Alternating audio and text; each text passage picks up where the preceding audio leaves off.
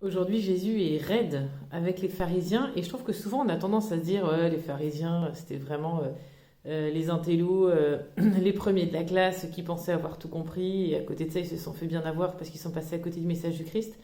Et en fait, quand on réfléchit un peu, on est tous un peu aussi des pharisiens. On essaie d'appliquer des choses scrupuleusement en espérant gagner notre ciel. On se pense parfois supérieur aux autres en disant oh, non mais moi j'ai compris ci, j'ai compris ça. Et on peut vite avoir des attitudes de pharisiens qui dictent aux autres ce qui est bien et ce qui est pas bien. Et Jésus, lui, ne s'est pas laissé berner et il a été un peu dur. En effet, il rentrait un peu dans l'art des pharisiens. On voit dans cet évangile que Jésus peut guérir. J'aime bien essayer de m'imaginer avec des images ces scènes absolument bouleversantes. Imaginez un aveugle né, donc il est né aveugle. On bougeait pas trop à cette époque, donc tout le monde connaissait un peu tout le monde. Les gens savaient que cette personne était aveugle depuis sa naissance. Et là, avec Jésus qui fait de la boue avec sa salive, on voit d'ailleurs que Jésus n'est pas gêné avec le corps.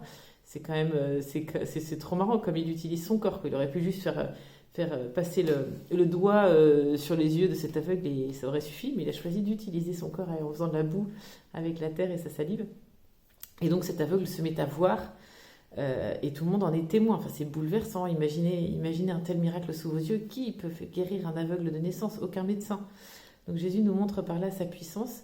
Et dans cet évangile, voilà, ne mettons pas les pharisiens dans une boîte, mais disons que Jésus s'adresse aussi à nous en tant que pharisiens pour venir un peu nous secouer et nous dire que parfois c'est nous les aveugles et que voilà, Jésus est venu pour nous apporter sa lumière, mais que ceux qui pensent qu'ils ont tout bon et qu'ils ont tout compris, c'est souvent eux qui sont à guérir, à soigner et à se laisser toucher par le Seigneur.